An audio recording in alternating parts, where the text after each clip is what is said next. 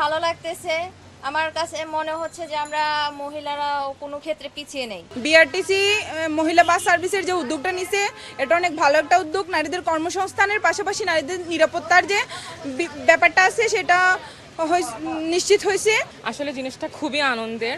আমরা যারা মানে ইউনিভার্সিটিতে যাচ্ছি, তারপর হচ্ছে যে আপুরা বা আন্টিরা হচ্ছে প্রতিদিন কাজে যাচ্ছে, আমাদের জন্য আসলে জিনিসটা খুবই আনন্দের। কারণ আমরা আসলে জানি পুরুষতান্ত্রিক সমাজ, যখনই যে প্রাইভেট বাসগুলোতে উঠি অনেক সময় দেখা যায় যে আমরা সিটও পাচ্ছি না। এমন পরিস্থিতিতে আসলে এমন একটা উদ্যোগ সরকারের খুবই প্রশংসনীয়।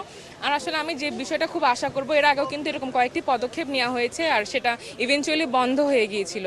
তো আশা করব এবার এই উদ্যোগটা যাতে বন্ধ না হয়, দীর্ঘস্থায়ী থাকে। দুটো বাস এখন শুরু করেছে, আরও যাতে বাস রাস্তায় থাকে, যাতে আমরা যে কোনো রুট থেকে আমরা যে কোনো বাসে উঠতে পারি। আর দ্বিতীয়ত হচ্ছে শিডিউলের যে বিষয়টা, এটা যাতে মেনটেন করা হয়, আমরা যাতে প্রপার টাইমে প্রপার জায়গা থেকে বাসটা পাই। এবং নিরাপত্তার বিষয়টা তো অবশ্যই মাথায় রাখতে হবে। আর এটা আর সবথেকে বড় কথা হচ্ছে এই বাসের ড্রাইভার থেকে নিয়ে শুরু করে কন্ট্রাক্টর এবং আমরা যাত্রীরাও সবাই হচ্ছে নারী।